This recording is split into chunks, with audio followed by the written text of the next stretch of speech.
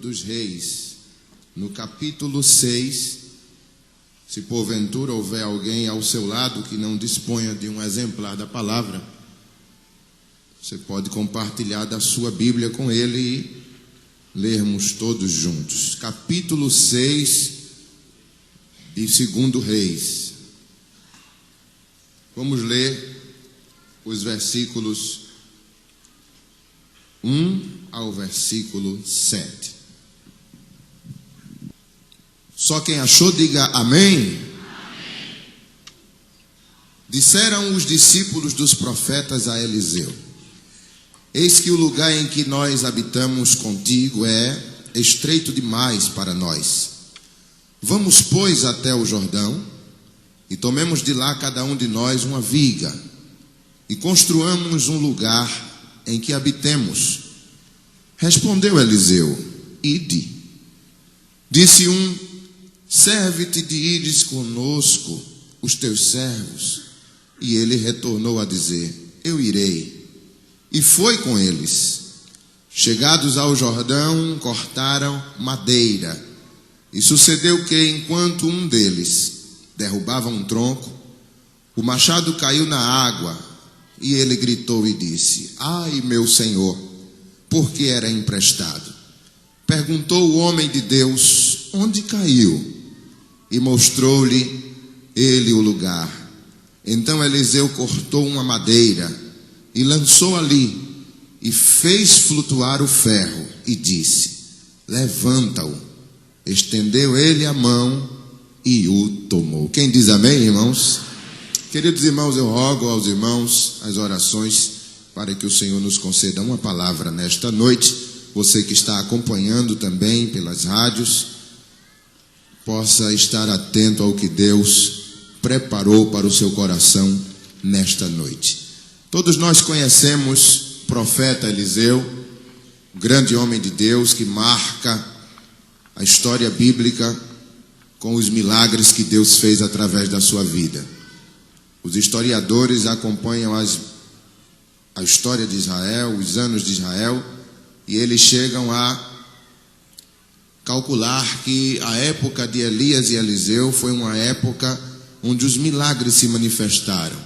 E eles dividem em 3 grandes etapas. As etapas milagrosas são elas as etapas de Moisés, com os sinais da saída do povo do Egito. Segunda etapa, Elias e Eliseu.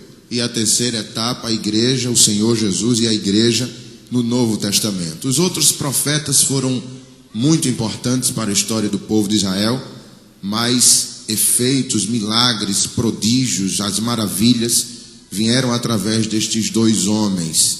Eles são os que mais se destacam pelo poder miraculoso de Deus em suas vidas. Eliseu foi o sucessor de Elias.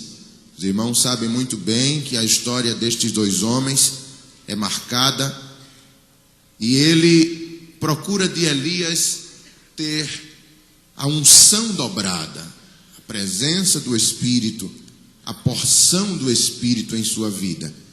Eu gostaria que os irmãos acompanhassem comigo alguns versículos destes trechos da história destes 2 homens. Por exemplo, no capítulo 2, vai falar sobre o translado de Elias. E é interessante que Eliseu, quando recebeu uma revelação do Senhor, de que naquele dia Elias seria separado dele, a Bíblia diz que ele então resolve não deixar o seu Senhor por nada. Estavam os 2 juntos, e a Bíblia diz que foram para Gilgal. E Elias, conversando com Eliseu, pediu-lhe para ficar em Gilgal, porque ele iria a Betel. A Bíblia diz que Eliseu respondeu: tão certo como vive o Senhor e vive a tua alma, eu não te deixarei. Assim desceram juntos para Betel.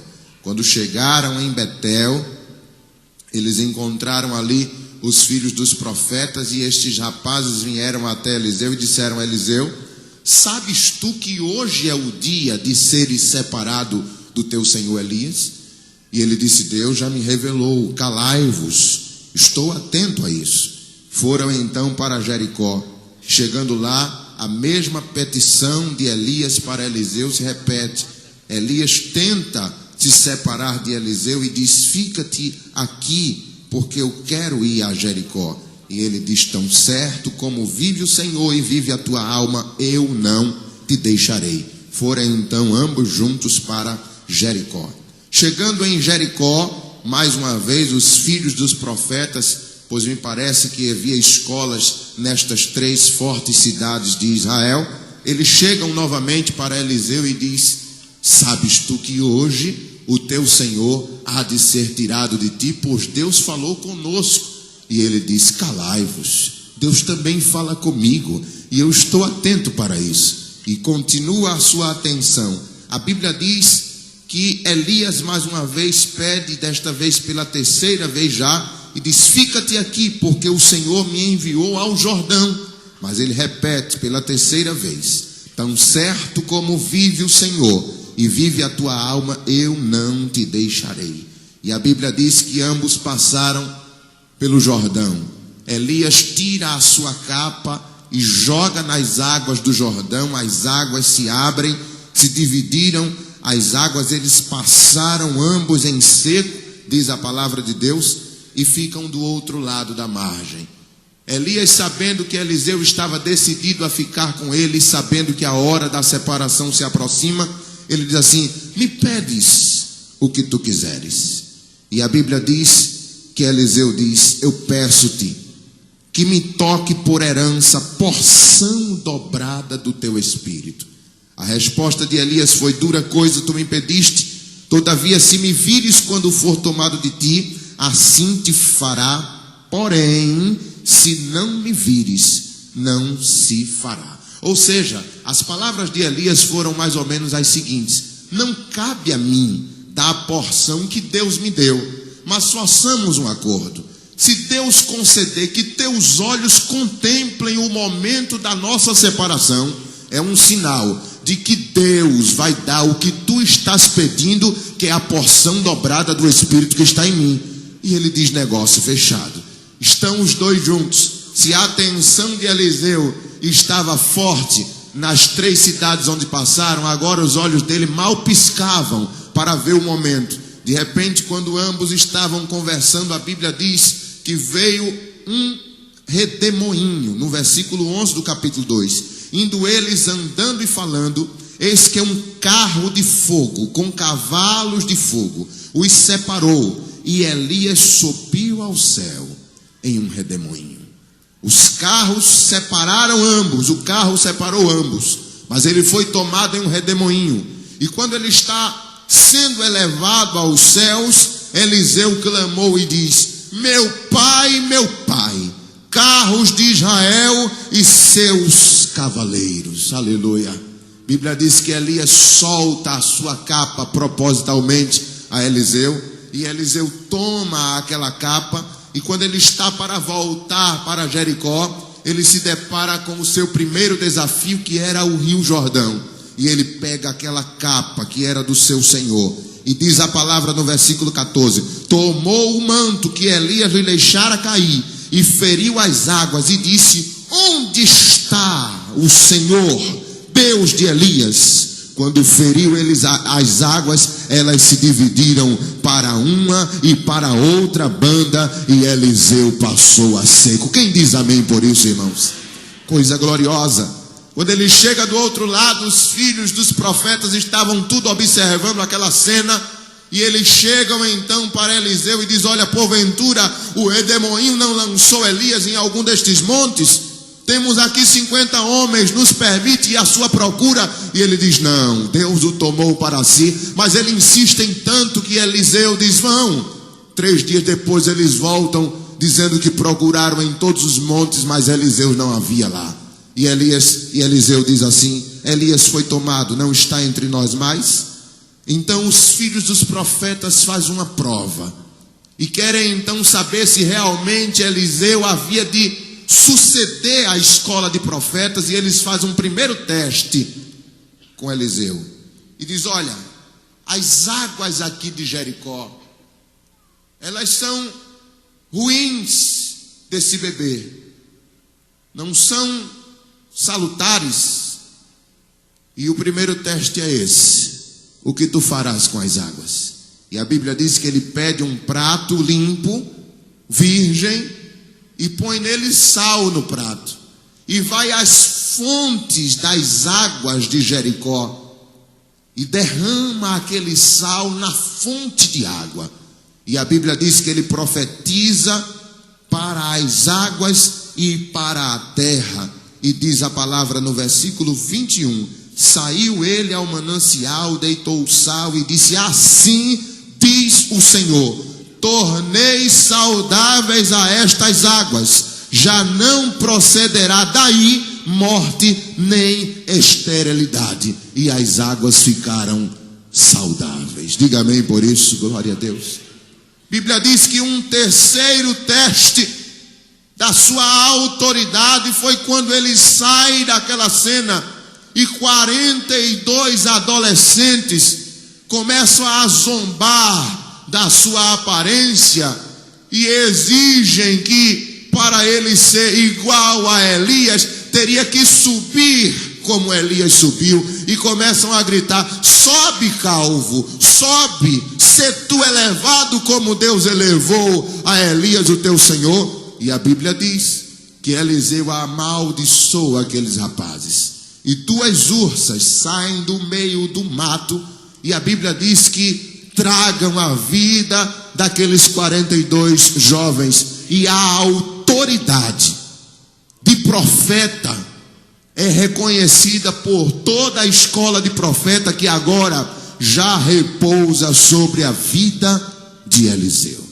Eu acho interessante que Eliseu é uma figura de Cristo. Os sinais que ele opera, muitos deles têm aparência com os sinais que Cristo operou. Jesus disse que João Batista seria o Elias que havia de vir. Portanto, se Cristo foi sucessor de João Batista, e Eliseu também foi sucessor de Elias, as características que repousam sobre Eliseu repousaram também sobre Jesus. Por exemplo, quando ele divide as águas, Jesus também operou maravilhas sobre as forças da natureza, ordenando que o vento e o mar se aquietassem. Quando ele transforma as águas venenosas de Jericó em águas saudáveis, Jesus também transformou a água em vinho em Caná da Galileia. Por exemplo, quando ele amaldiçoa aqueles rapazes, é claro, Jesus não amaldiçoou ninguém, mas Jesus também amaldiçoou uma figueira, e a figueira tornou a ser seca depois da maldição proferida por Jesus. Quem me entende, diga amém. A Bíblia vai dizer então que ele aumenta o azeite da viúva. No capítulo 4 e o versículo 4, a Bíblia mostra que uma certa mulher, viúva de um dos filhos de profeta, da escola de profeta, onde Eliseu agora era o diretor principal, ela perde o marido de forma inesperada, porque ele morre e deixa dívidas com ela, ou seja, foi uma morte súbita. E a Bíblia diz que ela tem 2 filhos, e esses filhos estavam para ser tomados como pagamento da dívida. A lei dizia isso. Ela então recorre a Eliseu, e ele lhe pergunta: o que hei de fazer, mulher? Me diz o que é que tu tens em casa. E ela respondeu: tua serva não tem nada em casa. Ou seja, não existe móvel nenhum, não existe cama, não existe fogão, não existe nenhum utensílio. A tua serva não tem nada. Em outras palavras, ela queria dizer: foi confiscado tudo. Os meus bens, todos eles foram dados em forma de pagamento da dívida. Eu não tenho nada, está tudo vazio. Mas parece que o problema, ele foi útil para a operação do milagre. Pois quanto mais vago estivesse a casa, mais seria propício para o que Deus estava para fazer na vida desta mulher. Louvado seja Deus. Ele olha para ela e diz assim: então faz o seguinte, manda teus filhos pedir vasilhas, não poucas, muitas, a todos os teus vizinhos, e o pouco de azeite que tu tens em casa, tu irás encher todas estas vasilhas. Irmãos, eu acho lindo esta passagem, porque a gente sempre costuma imaginar vasilhas pequenas, mas você já imaginou tonéis, grandes vasilhas dentro de casa, e aquela mulher com uma xícara de azeite na mão, e quando estava tudo pronto, ela diz: pronto, Senhor, pode começar o milagre, e começa a derramar, e a mão fica parada, e o azeite vai caindo, e os meninos olhando, e ela também olhando, e o tonel enchendo, e ela olha para a xícara, não para, aleluia, glória a Deus. Vai enchendo um após outro, os meninos se empolgam, começam a fazer aquela manipulação dos vasos, aquela produção de azeite que não cessa. Quando para as vasilhas, ela diz: olha, traz mais vasilha, menino. E ele diz: não tem mais, mãe. E ela diz: quando parou as vasilhas, cessou também o azeite. Ela volta para o profeta e pergunta: o que é que eu faço agora? Aleluia. Ele diz: pronto, vende, paga a tua dívida e vive do resto. Coloca uma placa lá na tua casa: a irmã do azeite, aleluia, e vende, e fica rica, mulher, glória a Deus. Tremendo isso aqui, irmãos. A Bíblia fala que outro sinal maravilhoso foi quando ele fez ressuscitar o filho da sunamita. A Bíblia diz que ele passava sempre por Sunem, e existia uma mulher que olhava da janela com o seu esposo, ambos viviam sós, não tinham filhos, e olhava e dizia: este é um homem de Deus, vamos fazer um quarto aqui para ele, com uma cama, com uma mesa, uma cadeira, um candeeiro, e vamos abrigar este servo do Deus Todo-Poderoso quando ele passar por aqui. E fizeram isso para ele. A Bíblia diz que Eliseu chamou o seu servo Geazi e disse: Geazi, temos que recompensar esta mulher. Vai procurar saber o que ela precisa. Talvez ela tenha algo que eu possa intermediar entre o rei e o capitão do exército. Procura ver. Geazi volta com a resposta: ela não precisa de nada, meu senhor, é uma mulher rica, tem tudo que é necessário. Agora eu notei uma coisa, meu senhor, ela não tem filhos. Eliseu diz: chama ela aqui. Lá vem a mulher e ele diz assim: daqui a 1 ano estará com a criança no teu braço, assim diz o Senhor. E de 1 ano depois, a Bíblia mostra que a mulher engravida, criança cresce, aquela esterilidade foi curada na vida dela, ou do marido, não sei. Mas a criança, diz a palavra de Deus, que quando chega a uma certa idade da infância, ajudando seu pai na roça, dá uma dor de cabeça forte nele. E a Bíblia diz que o pai dele diz aos empregados: levem ele para a mãe dele cuidar dele. E quando a criança chega em casa, ela morre no colo da sua mãe. A mãe se veste, vai em busca de Eliseu. Eliseu manda Geazi perguntar a ela: vai tudo bem contigo, mulher? Ela diz: vai tudo bem, meu assunto não é com você. E com teu marido vai bem? Vai tudo bem, filho, vai tudo bem, sai do meu caminho. Mas vai tudo bem com teu filho? Vai bem, meu filho, eu não quero conversa com você, minha conversa é com Eliseu. Quando ela se aproxima de Eliseu, diz: vai tudo bem, olha, meu senhor, eu te perguntei quando tu profetizaste sobre um filho, que mal eu fiz para Deus mentir para mim, e você, o Senhor, mentir para mim e revelar os meus pecados. Ele diz: eu não estou entendendo. Ela diz: o meu filho morreu, melhor seria que eu não tivesse tido. E a Bíblia diz que Eliseu vai à casa dela. Quando chega lá, o menino está deitado em cima, no quarto superior que ela tinha construído com o seu esposo para Eliseu, deitado lá, morto. A Bíblia diz que Eliseu se tranca naquele quarto, se deita sobre o corpo do menino, coloca mão sobre mão, aleluia. Rosto dele cola no rosto da criança, olhos nos olhos, nariz com nariz, a boca com a boca da criança. Tremendo isso, irmãos, glória a Deus. E Eliseu se levanta e começa a andar no quarto, e ora, se deita mais uma vez. Quando se levanta pela segunda vez, a criança fica sentada na cama, dá 7 espirros, aleluia. Ressuscitou resfriada, né? Glória a Deus. ele volta e entrega a criança. Veja como os sinais se assemelham aos sinais de Jesus. Jesus também ressuscitou o filho daquela mulher.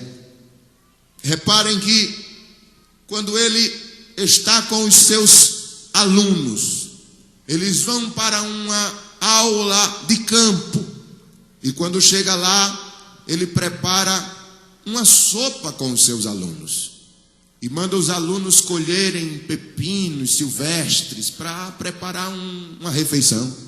E um dos alunos, jovem, inexperiente, colhe pepinos, mas que são venenosos. Mas é colocado da mesma forma na panela. E quando está pronto o cozido, a sopa que vão provar, a Bíblia diz que eles começam a passar mal e a gritar: a morte na panela, meu Senhor, a morte na panela. Queridos, se eu fosse Eliseu, talvez você também tomasse a mesma atitude: joga isso fora. Mas Eliseu olha assim e diz: estragar uma panelada dessa, aleluia, não pode. Estão passando mal, tem farinha aí? Tem, meu Senhor. Ao invés da sopa a gente vai fazer um pirão. Joga a farinha aqui dentro, mexe aí, menino, aleluia, glória a Deus. Começa a mexer, pronto, tá bom. Prova agora. Provou, delícia, maravilhoso. Alguém disse: mas é bom comer com pão. Isso aí, eles comem com pão. Tem quantos alunos aí? 100 alunos. Tem pão aí? Tem 20 pães. Mas o que é 20 pães para 100 alunos famintos, meu Senhor? Traz cá. Ele levanta os pães, agradece a Deus e diz: Deus, multiplica aqui, Senhor. E a Bíblia diz que ele multiplica os 20 pães, dá de comer aos seus 100 alunos e ainda sobeja. Quem pode dar uma glória a Deus por isso, irmãos? Veja como há semelhança nos milagres.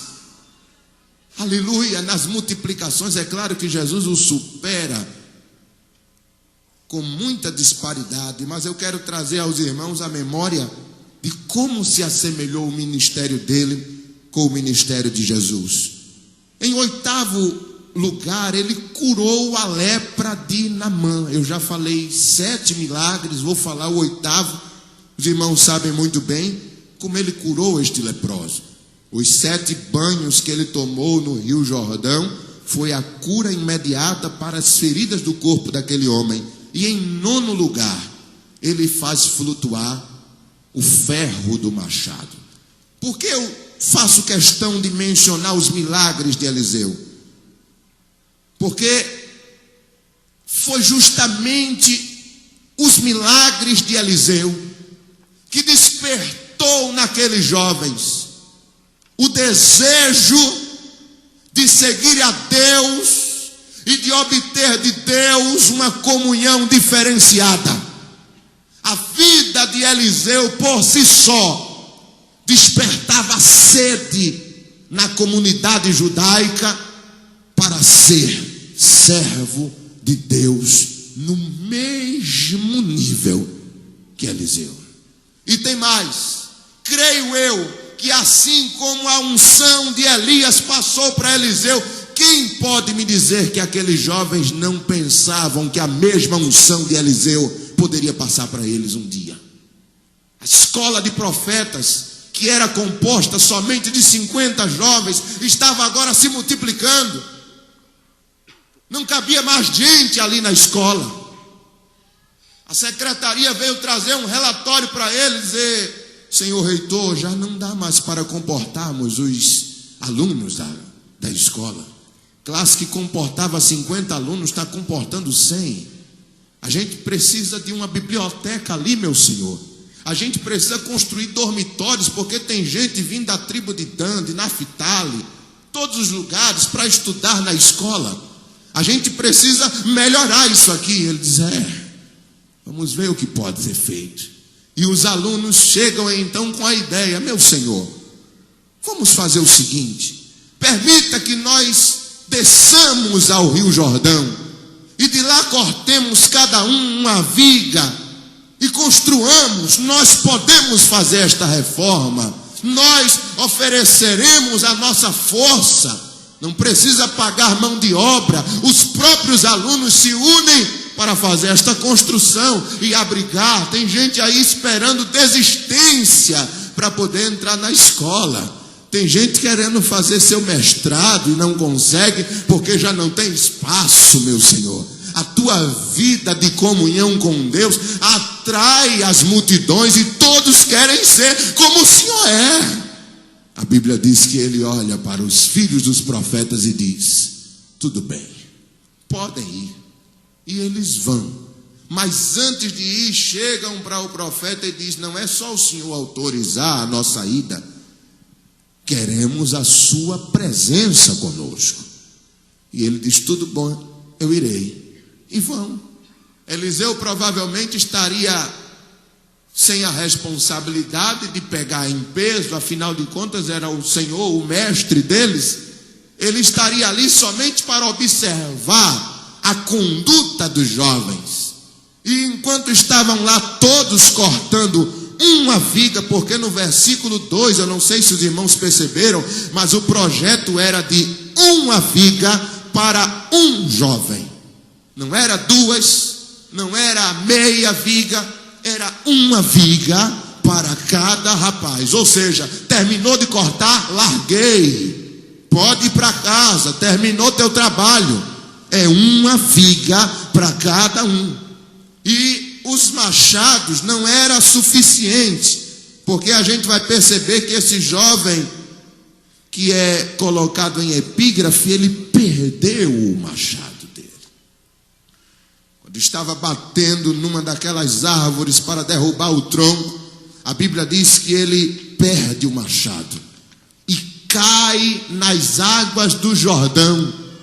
Eu acho interessante, irmãos, é que eu pesquisei sobre machado e percebi que machado era um instrumento caríssimo naquela época.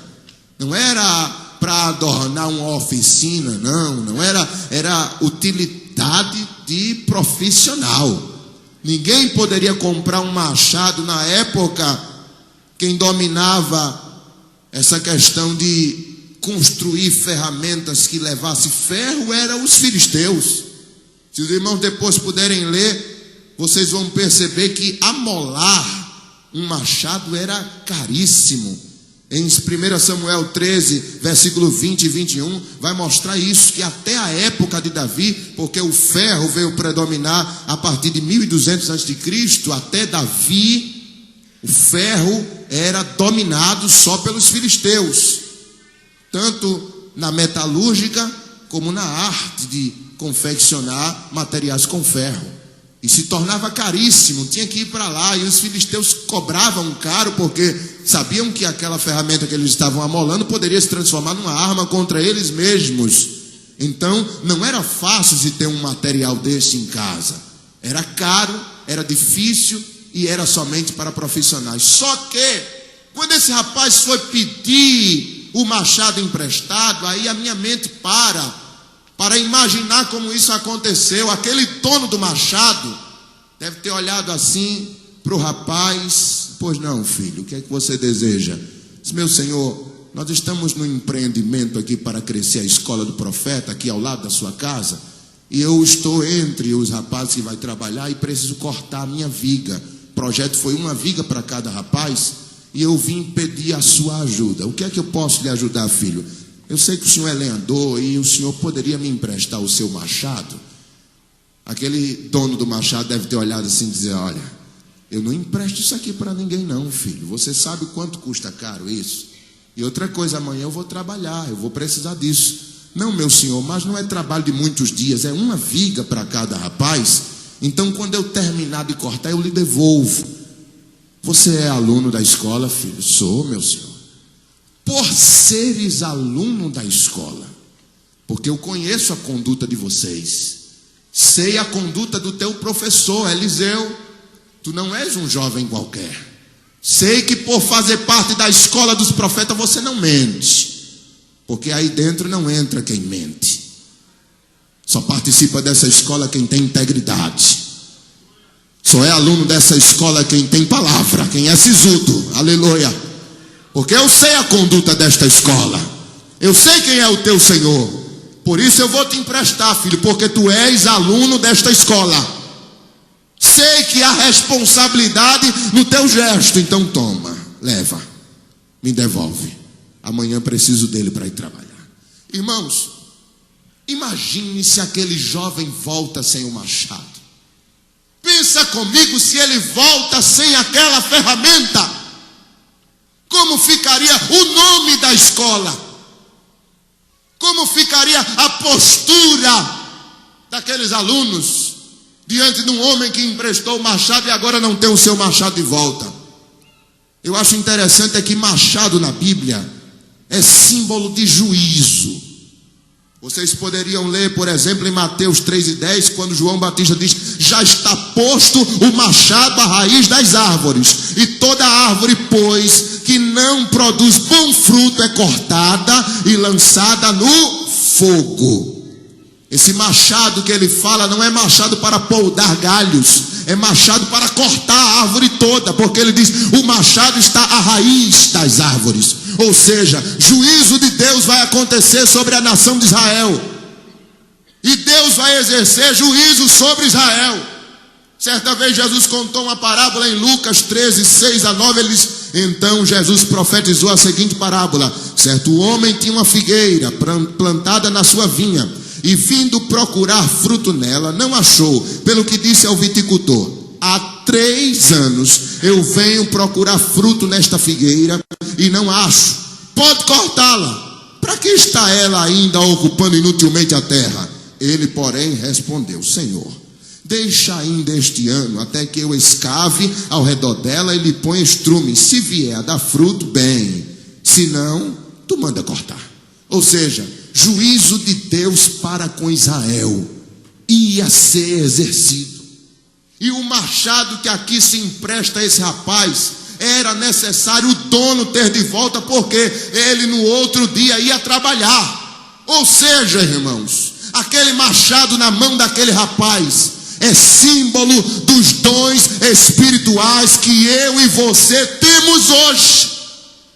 E um dia Deus vai querer de volta estes dons, para que ele exerça juízo na terra. Ele vai requerer os dons de volta. Ou seja, o machado tem que voltar para a mão do seu dono. E eu tenho que ter zelo por este machado. Todos nós temos um dom de Deus, e cabe a você saber zelar este dom. Eu falo sobre zelo porque tudo indica que a falta de zelo daquele jovem foi o motivo do machado ter caído. Na empolgação de muitos jovens, ele foi bater na árvore. E a resposta do motivo pelo qual o machado caiu está lá em Eclesiastes 10:10, quando diz assim: se o ferro está frouxo e não se lhe afia o corte, é preciso redobrar a força. Ou seja, machado estava cego, não estava embotado, estava frouxo no cabo, mas ele querendo pegar sua viga, terminar o seu trabalho, vendo os rapazes exercendo sua função, aí ele diz: não vou parar para amolar, vou exercer força, eu sou jovem, vou bater com mais força. E pá, pá, pá, daqui a pouco o machado caiu na água, querido. E agora, jovem, o que fazer? Esconder o fato? Voltar entre a multidão sem dizer nada? E quando chegasse a noite, já pensou se ele não tivesse dito nada? Quando chegasse a noite, estava o dono do machado batendo palma na porta da escola, dizendo: seu Eliseu? Pois não, se um rapaz aí seu pediu um machado emprestado agora pela manhã e me disse que à noite me devolveria. Eu esperei ele ir, eu só emprestei porque ele era seu discípulo, e ele até agora não chegou. Qual é o nome dele? Fulano de tal. Fulano de tal, venha cá. Já pensou, irmãos? Lá vinha o jovem: você pediu o machado desse homem emprestado hoje pela manhã? Pedi, meu senhor. E o que foi que aconteceu? Eu ia lhe explicar, sabe? É porque caiu aonde, filho? Dentro da água do Jordão. Ai, Deus. De manhã o homem ia trabalhar. Como é que ia se achar o lugar que caiu durante a noite? próprio Jesus disse: trabalhai enquanto é dia, porque a noite vem quando não se pode trabalhar. Ou seja, esse dia que Jesus fala é os dias que antecedem a sua vinda. Depois da vinda dele só vai haver trevas aqui nesta terra e ninguém vai poder trabalhar. Quem entende isso, diga amém. O próprio Jesus disse isso. É para trabalhar durante o dia, filho, enquanto Jesus não volta. Porque depois que ele volta, acabou-se, as trevas irão tomar conta deste planeta. Imagine este jovem dizendo: caiu lá, meu senhor. E ele dizendo: como é que a gente vai achar agora? Mas o jovem não agiu assim. Eu acho interessante é que o jovem, ele foi humilde. Porque quando cai, ele grita na hora: ai, meu senhor! Se Eliseu estivesse dando um cochilo ali debaixo de uma sombra, deve ter pulado alto. Que foi, rapaz? Que foi, meu filho? O machado, meu senhor. O que é que houve? Caiu na água. E não é isso o problema, é que era emprestado. Era emprestado. Eliseu não chama este jovem de irresponsável. Eliseu não diz a ele assim: eu vou te suspender das aulas. Eliseu não diz a ele assim: olha, por que você não teve o cuidado de perceber que não estava afiado, rapaz? Eliseu não murmura dizendo: por que eu fui inventar de fazer essa construção e deixar vocês inexperientes fazer serviço de profissionais? Eliseu não diz nada disso. Eliseu só faz uma pergunta: onde caiu? Aleluia. Onde caiu? Aleluia, glória a Deus. Apocalipse capítulo 2, versículo 5 diz: lembra-te onde caíste.